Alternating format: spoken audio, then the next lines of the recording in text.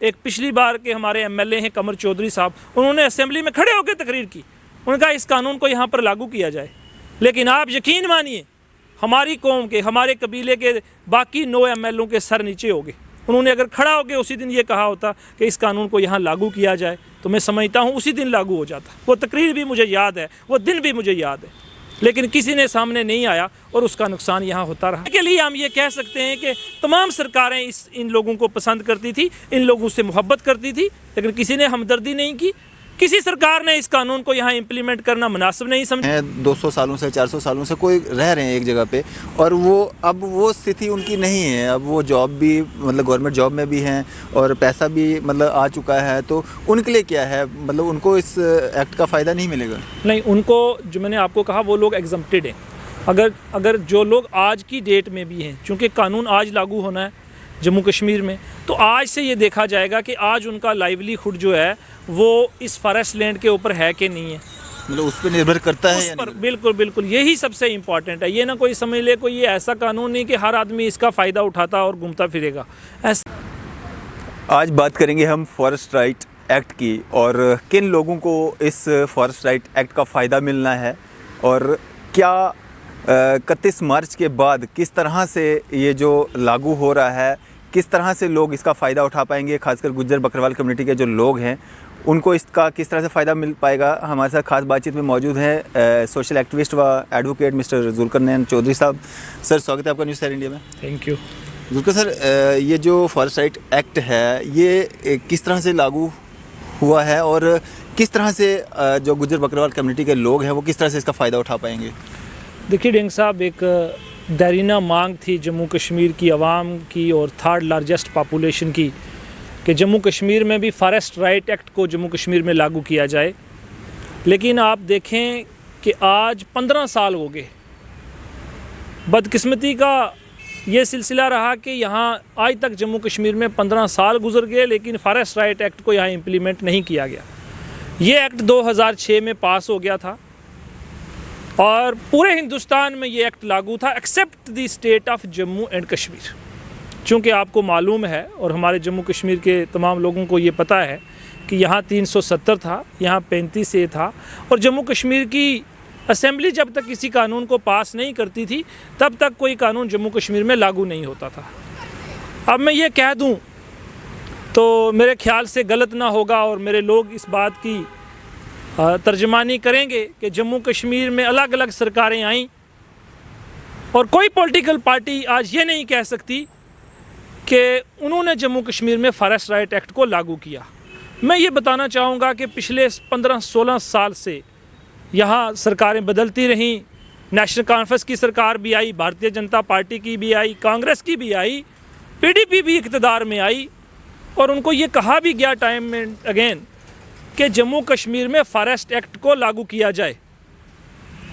लेकिन पता नहीं इस थर्ड लार्जेस्ट पॉपुलेशन के साथ इतना प्यार था कि कभी इनकी इस बात को नहीं सुना गया और जम्मू कश्मीर में इस कानून को नहीं लागू किया गया।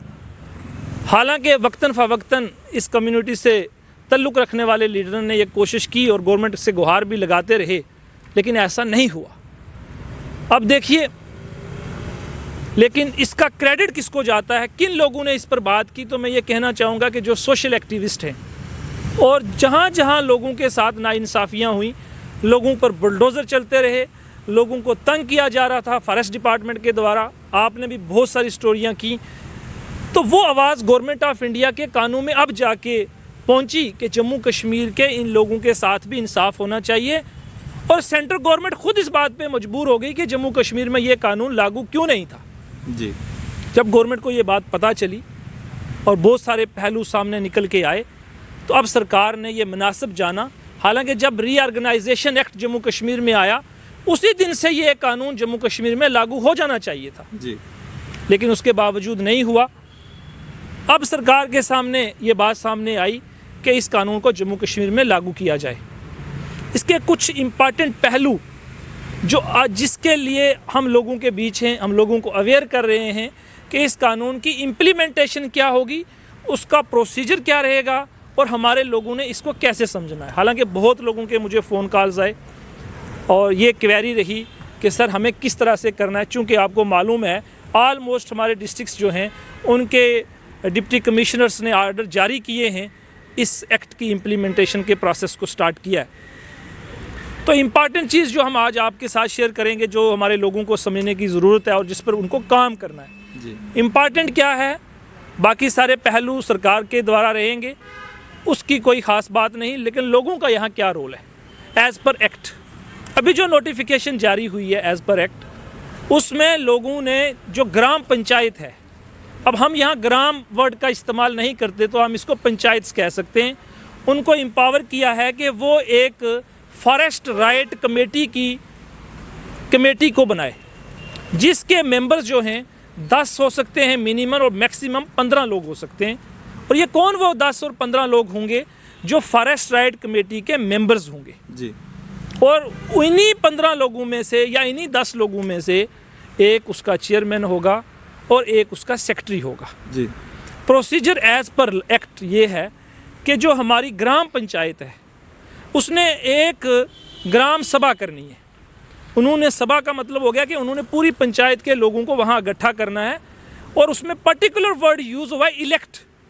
ऐसे नहीं आपने किसी को नुमाइंदा बना लेना। जैसे कि मुझे टेलीफोन आए कि सर बहुत सारी पंचायत में खुद ब खुद सरपंच एंड पंचेस अपने घर से एक लिस्ट जारी कर रहे हैं, ना किसी की मीटिंग हुई ना कोई ग्राम सभा हुई, और उन्होंने अपनी मर्ज़ी से जो लोग उनको पसंद है उनकी कमेटी बना दी, बिल्कुल जो टोटली गलत है जी। जिसका पूरा हमारे लोगों को हर पंचायत में ध्यान रखना है। ग्राम सभा का मतलब ये है कि जो तमाम वोटर हैं अडल्ट 18 साल से ऊपर हैं, उन सब ने इकट्ठा होके एक पंचायत की जगह एक ग्राम सभा इकट्ठी करनी है और उसको हेड करेंगे हमारे पंचीस एंड सरपंचीस जी। और उनमें से ये चूज़ किया जाएगा जो भी वो लोग वहाँ इकट्ठे होंगे कि इनमें से कोई 10-15 लोग इन्होंने तैयार करने हैं जो पढ़े लिखे लोग हों जी। देखिए ये बहुत रिस्पॉन्सिबिलिटी वाला काम है, ये बहुत रिस्पॉन्सिबल कमेटी होगी। यहाँ लोगों के केस सेटल होने, यहाँ लोगों को फॉरेस्ट राइट एक्ट के में जितने लोगों के केसेस हैं उनके केस सेटल करने, उनका रेजोल्यूशन पास होना है, उनकी इंक्वायरीज करनी है, उनका सारा प्रोसीजर फॉलो करना है। तो अगर आप ऐसे डम्मी लोगों को मेंबर बना देंगे, फॉरेस्ट राइट कमेटी की तश्कील देंगे, तो मेरे ख्याल से लोगों को नुकसान होगा। तो अब मैं जो बात कर रहा था कि आपने एक ग्राम सभा करनी है, एक पंचायत के अंदर ग्राम सभा, और वो ग्राम सभा एक कमेटी की तश्कील देगी, उसका नाम है फॉरेस्ट राइट कमेटी, जिसमें मिनिमम 10 लोग होंगे और मैक्सिमम 15 होंगे, जिसमें 2/3 जो है लोग शेड्यूल्ड ट्राइब लोग होंगे। जब ये 10-15 लोगों की कमेटी बन जाएगी, उसके बाद हमारी सब डिविज़नल लेवल कमेटी जो है वो सरकार ने बनानी है। डिस्ट्रिक्ट लेवल कमेटी जिसके चेयरपर्सन डीसी होंगे अपने अपने डिस्ट्रिक्ट्स में, और उसके ऊपर स्टेट लेवल कमेटी होगी जिसमें चीफ सेक्रेटरी उसको हेड करेंगे जी। ये प्रोसीजर फॉलो होगा बिल्कुल। अब हमारे लोगों को जो इम्पॉर्टेंट चीज़ समझनी है और जो करनी है कि जो भी उनकी ग्राम सभा हो रही हैं उनमें वो पार्टिसिपेट करें और अपने अच्छे लोगों को इसके अंदर मेंबर बनाएं। और जो ये 15 लोग हैं उनमें से एक अच्छा आदमी, पढ़ा लिखा आदमी, समझदार आदमी को अपना चेयरमैन बनाएं और एक सेक्रेटरी बनाएं। इस कमेटी को प्रॉपरली वो फॉलो करके अपनी कमेटी फॉरेस्ट राइट कमेटी के नाम से उन्होंने जमा करवानी है। फॉरेस्ट राइट कमेटी जो है वो उसका काम भी हम आपको बताएंगे। इसके बाद क्या होगा कि जो हमारी ग्राम पंचायत है वो लोगों को इनवाइट करेगी, जब सरकार इन्हें कहेगी कि जितने लोगों के केसेस हैं वो आप हमारे पास सबमिट कीजिए। अब लोगों को एक फॉर्म भरना है, उस फॉर्म में उन्होंने मिनिमम 2 प्रूफ ऐसे लगाने हैं कि जो उनके केस को सेटल करवाएंगे। इम्पॉर्टेंट चीज़ ये है कि इस फॉरेस्ट राइट एक्ट में किन लोगों को फ़ायदा होना है जी। इसमें सिर्फ़ और सिर्फ उन लोगों को फ़ायदा होना है जिनके पास 13 दिसंबर 2005 से पहले फॉरेस्ट की ज़मीन उन पे ऊपर वो काबिज़ है जी। जो 13 दिसंबर 2005 से पहले काबिज़ हैं और उनके पास ये प्रूफ है कि वो इस पर काबिज़ हैं और उनका पूरा लाइवलीहुड, उनकी ज़िंदगी का पूरा कारोबार, उनकी ज़िंदगी का पूरा दारोमदार इस फॉरेस्ट लैंड पे ही है, इसके अलावा नहीं है। ये सिर्फ उन लोगों के लिए है, ना कि उन शेड्यूल्ड ट्राइब्स के लिए है, ना कि आम पैसे वाले के लिए। मुलाजम एक्सक्लूडेड हैं और तमाम लोग एक्सक्लूडेड हैं।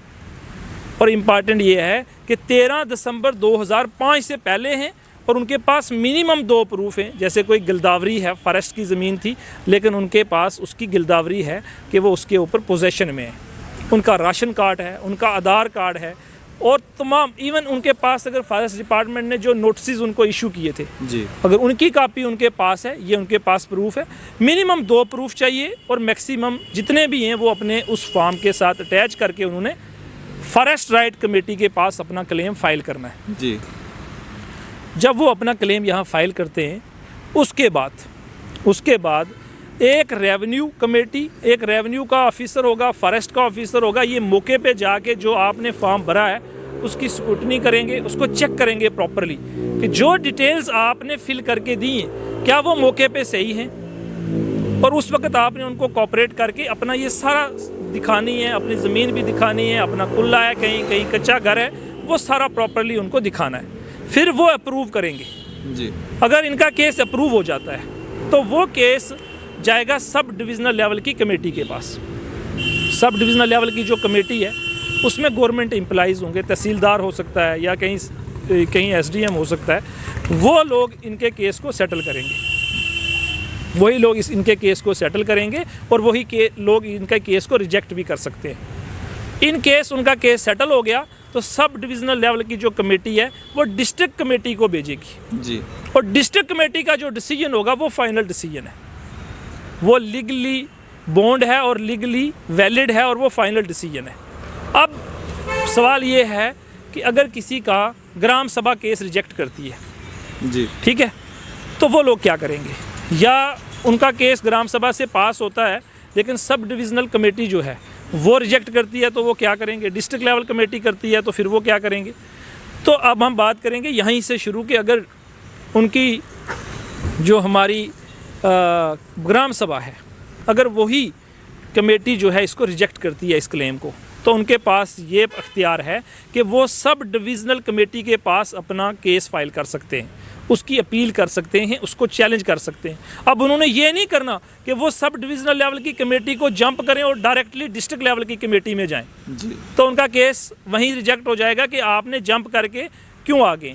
आपको पहले सब डिविज़नल कमेटी के पास जाना है, अगर वहाँ भी आपका केस आपके फेवर में नहीं होता तो फिर आपको डिस्ट्रिक्ट लेवल में जाना है जी, ठीक है, क्योंकि आप यहाँ जंप नहीं कर सकते और आपको इस प्रोसीजर को फॉलो करना है। इंपॉर्टेंट बात यह है कि लोगों को एक तो कमेटियों में इन्वॉल्व होना चाहिए, मैं जो समझ रहा हूँ अच्छे लोगों को चुन के सामने लाइए, क्योंकि ये बहुत ही इंपॉर्टेंट है। लोगों के ज़मीनों के मसले जो फॉरेस्ट राइट के अंदर हैं वही उन लोगों को फ़ायदे होने, लेकिन अगर ऐसा नहीं हुआ, ऐसे लोग चुन के इन्होंने बना दिए तो कल इनके क्लेम सेटल नहीं होंगे और सारी ज़िंदगी ये अदालतों के चक्कर काटते रहेंगे, कभी सब डिविज़नल लेवल कमेटी के, कभी डिस्ट्रिक्ट लेवल की कमेटी के पास और उसी तरह फिर स्टेट लेवल की कमेटी के पास।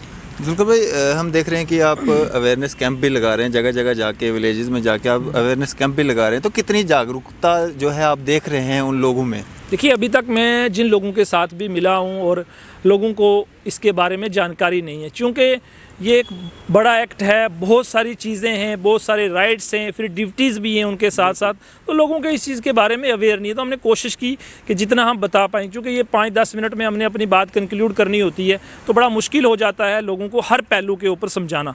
तो हम इसलिए यही फोकस कर रहे हैं और हम यही गुजारिश कर रहे हैं लोगों के साथ, जो उनका काम है, उनका काम है इस वक्त ग्राम सभाओं में अपनी पार्टिसिपेशन, और फॉरेस्ट राइट कमेटी जो बन रही है उसमें उनकी पार्टिसिपेशन और अच्छे लोगों को लाएं।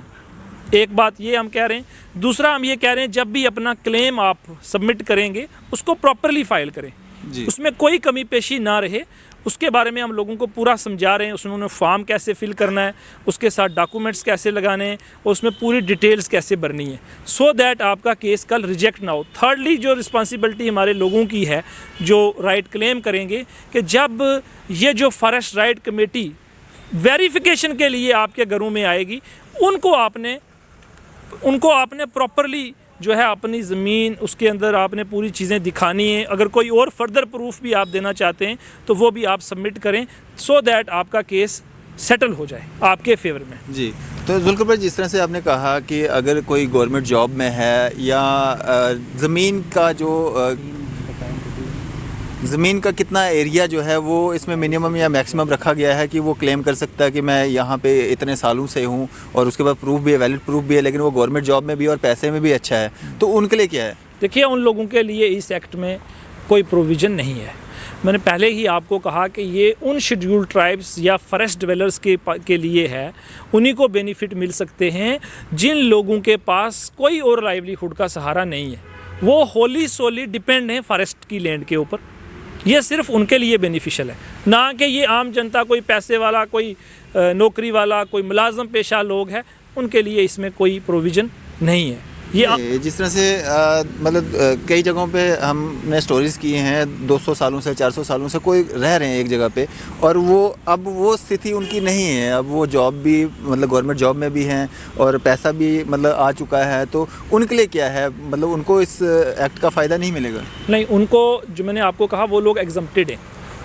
अगर जो लोग आज की डेट में भी हैं, चूँकि कानून आज लागू होना है जम्मू कश्मीर में, तो आज से ये देखा जाएगा कि आज उनका लाइवलीहुड जो है वो इस फॉरेस्ट लैंड के ऊपर है कि नहीं है, मतलब उस पर निर्भर करता है उस या पर। नहीं? बिल्कुल बिल्कुल, यही सबसे इम्पॉर्टेंट है। ये ना कोई समझ ले कोई ये ऐसा कानून नहीं कि हर आदमी इसका फ़ायदा उठाता और घूमता फिरेगा, ऐसा नहीं है, ऐसा हो ही नहीं सकता, ऐसा मुमकिन ही नहीं है। इवन जिस दिन कानून पास हुआ 2005, इसलिए कहा गया कि 2005 इसलिए कहा गया कि ताकि उस समय जब ये कानून बना उससे पहले जो लोग फॉरेस्ट लैंड की ऑक्यूपेशन में हैं, पोजेशन में हैं, उन्हीं लोगों को फ़ायदा मिलेगा। उसके बाद अगर किसी की इंटेंशन होती, कोई कब्ज़ा कर लेता फॉरेस्ट की ज़मीन पे, उसके लिए इसमें कोई प्रोविज़न नहीं है। इसीलिए ये प्रावधान रखा गया कि 2005 से पहले लोगों को ही इसका बेनिफिट दिया जाएगा, ना कि उसके बाद का। अब कोई ये ना समझ ले कि मैं उस ज़मीन किसी फॉरेस्ट लैंड के ऊपर कुछ भी करूँगा, तो अगर कोई भी ऐसा मिसमैनेज करता है तो वो भी एक्ट में प्रोविज़न है, उसके खिलाफ कानूनी कार्रवाई की जाएगी। अच्छा। और उसको पुनिशमेंट है उसके लिए स्पेशल। इवन जो रिस्पॉन्सिबिलिटीज़ इसमें फ़िक्स की गई हैं, आपके वो तमाम हुकूक इस फॉरेस्ट राइट के एक्ट में आपको मिलेंगे जो एक मालकाना हक आपको मिलते हैं। आप इसको किसी को फर्दर बेच नहीं सकते, आप फर्दर सबलेट नहीं कर सकते। आप जब तक आपकी नस्लें चलेंगी तब तक आप इसका इस्तेमाल करेंगे। जिसका केस सेटल होगा उसको प्रॉपर सर्टिफिकेट मिलेगा। जैसे सब डिविजनल लेवल कमेटी अगर फाइनल करती है तो उसको सर्टिफिकेट मिलेगा कि इतनी लैंड आपके नाम पे ये फिक्स हो चुकी है, उसका रेवेन्यू रिकॉर्ड भी मेंटेन होगा, तो आपको कोई दिक्कत नहीं, आपको कोई हिटा नहीं पाएगा, फिर आपको फॉरेस्ट वाला आके तंग नहीं कर सकता। बिल्कुल भाई, जिस तरह से बहुत सारे एसटीज जो हैं फॉरेस्ट के अलावा जो स्टेट लैंड या दूसरी लैंड्स हैं उन पे भी काबिज हैं, तो उनके लिए क्या रहेगा? देखिए, इस एक्ट के मुताबिक जो फॉरेस्ट का ज़मीन है, जो जंगलात की ज़मीन है, उसी का बेनिफिट है, ना कि स्टेट लैंड है, ना ही कोई और किस्म की ज़मीन का इसमें ज़िक्र है। ये सिर्फ़ और सिर्फ इसलिए इसका प्रावधान रखा गया क्योंकि जो ये शेड्यूल्ड ट्राइब लोग हैं, जो गुज्जर बकरवाल लोग जंगलों में रहते हैं, क्योंकि और किसी कम्युनिटी के लोग तो रहते नहीं हैं, बट उसमें फिर भी उन्होंने फॉरेस्ट डिवेलर वर्ड यूज़ किया है।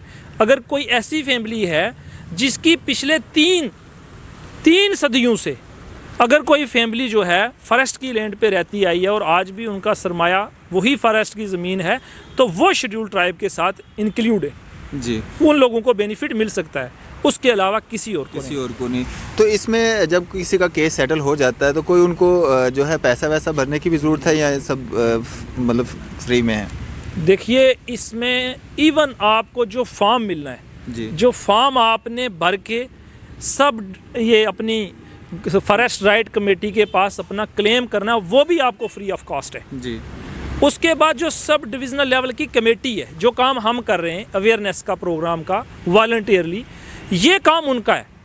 सब डिविज़नल लेवल की कमेटी ने गांव-गांव, पंचायत जाके लोगों को अवेयर भी करना है कि अगर किसी पंचायत के अंदर फॉरेस्ट की लैंड कुछ लोगों के पास है, रीज़नेबली है और उनके पास कोई और सरमाया नहीं है, तो वो उनको प्रॉपर अवेयर भी करना है कि आपने फार्म कैसे भरने, ये उनका काम है।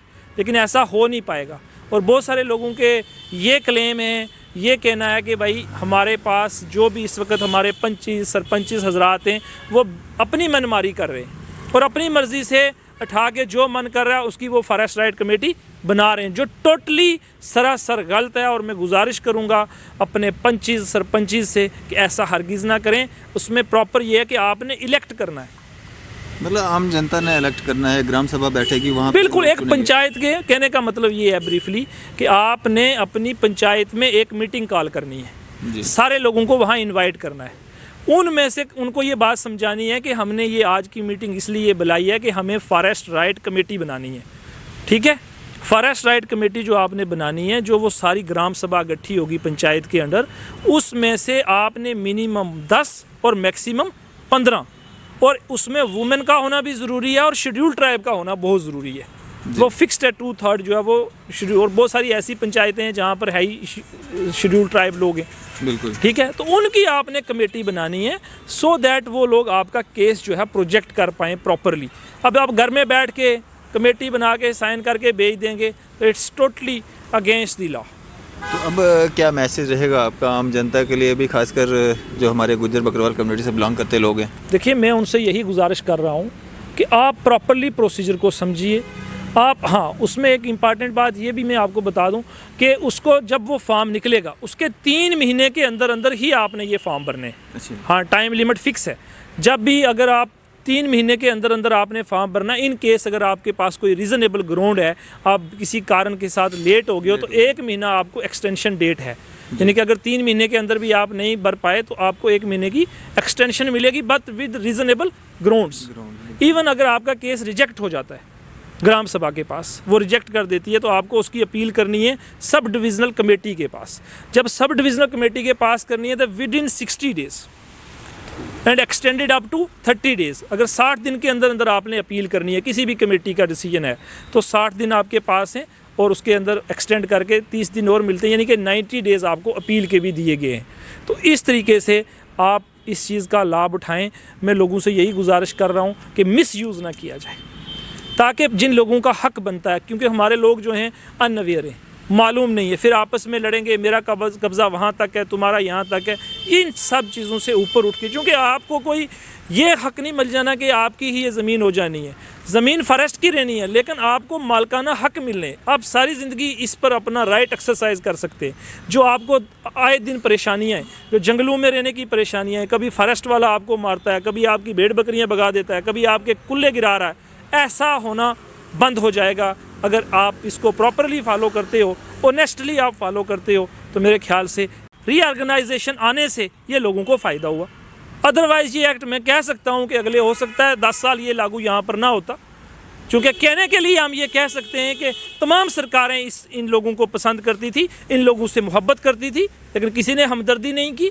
किसी सरकार ने इस कानून को यहाँ इम्प्लीमेंट करना मुनासिब नहीं समझा। अगर किया होता तो बार बार हमारे एक पिछली बार के हमारे एमएलए हैं कमर चौधरी साहब, उन्होंने असेंबली में खड़े होकर तकरीर की, उन्होंने कहा इस कानून को यहाँ पर लागू किया जाए। लेकिन आप यकीन मानिए, हमारी कौम के, हमारे कबीले के बाकी 9 एमएलओ के सर नीचे हो गए। उन्होंने अगर खड़ा होकर उसी दिन ये कहा होता कि इस कानून को यहाँ लागू किया जाए, तो मैं समझता हूँ उसी दिन लागू हो जाता। वो तकरीर भी मुझे याद है, वो दिन भी मुझे याद है, लेकिन किसी ने सामने नहीं आया और उसका नुकसान यहाँ होता रहा। और देखिए, एक ऐसा कानून यहाँ पास किया गया, मुझे क्या लेने दीजिए, इंटर डिस्ट्रिक्ट बैन किया गया कि शेड्यूल ट्राइब लोग जो हैं वो एक डिस्ट्रिक्ट से दूसरे डिस्ट्रिक्ट में नौकरी का फॉर्म नहीं भर सकते। आप देखिए ये कहाँ का इंसाफ था। एससी भर सकता है लेकिन शेड्यूल ट्राइब नहीं भरेंगे जी। अगर रजौरी का लड़का सिपाहिया में जाके नौकरी ना ले ले, जम्मू वाला जाके पुंछ से अप्लाई नहीं कर पाए, ऐसे कानून यहाँ लागू किए गए। आज देखें आप कि किस तरीके से हालात बदले। तो मैं समझता हूँ कि गवर्नमेंट ऑफ इंडिया ने जो रीऑर्गेनाइजेशन किया, उसके गिफ्ट के साथ ये एक जम्मू कश्मीर के लोगों को गिफ्ट मिला। मैं मुबारक देना चाहूँगा उन तमाम सोशल एक्टिविस्ट को जिन्होंने, जो हमारे दोस्त यहाँ बैठे हुए, बड़े अच्छे लड़के हैं हमारे, और मैं अगर नाम लूँगा तो मैं समझूंगा कि कहीं किसी का नाम छूट जाएगा तो इनजस्टिस हो जाएगा। इसलिए वो तमाम सोशल एक्टिविस्ट जिन्होंने बहुत अरसे से आवाज़ उठाई, बहुत मेहनत की, उन सब को मैं मुबारक भी दूंगा। और इस कानून को यहाँ लागू करवाने में जो लोग मेहनत कर रहे हैं, जो अवेयरनेस की, क्योंकि बहुत जम्मू कश्मीर के अंदर 20 डिस्ट्रिक्ट से कहाँ आप कंपेन करोगे। बिल्कुल। तो मैं चाहूँगा कि हमारे नौजवान जो एक्टिविस्ट हैं वो डिस्ट्रिक्ट पंचायत पहुँचें, लोगों को प्रॉपरली अवेयर करें और अच्छी तरीके से फॉरेस्ट राइट कमेटियाँ बनें और उनके केस प्रॉपरली प्रोजेक्ट हों, सो दैट हमारे लोगों को कुछ रिलीफ या मैं कहूँ कि सांस लेने का मौका मिले। और ये जो आए दिन हम देखते थे, और बुलडोज़र लेके आ गए, आए फॉरेस्ट वाले अपनी ज़मीनें छड़ाने आ गए, तो इससे इन लोगों को निजात मिल जाए। चलें, शुक्रिया सर हमारे साथ बातचीत करने के लिए, अपना कीमती समय देने के लिए। ये थे हमारे साथ एडवोकेट मिस्टर जुल्करनैन चौधरी साहब, और इन्होंने अपने व्यूज़ साझा किए हमारे साथ। जिस तरह से फॉरेस्ट राइट एक्ट को लेके जो एक लोगों में अवेयरनेस की कमी थी, एक तो ये गांव-गांव जाके हर पंचायत में जाके जो है अवेयरनेस प्रोग्राम भी कर रहे हैं, और हमारे साथ इन्होंने जो फॉरेस्ट राइट एक्ट की जानकारी साझा की, जिससे आप लोगों को खासकर एसटी कम्युनिटी के जो जितने भी लोग हैं उनको फ़ायदा होगा, उनको जानकारी मिल पाएगी किस तरह से वो जो है फॉरेस्ट राइट एक्ट का जो है लाभ उठा सकते हैं। फिलहाल दीजिए इजाज़त, मैं अरफाज अहमद, कैमरामैन शाहनवाज के साथ।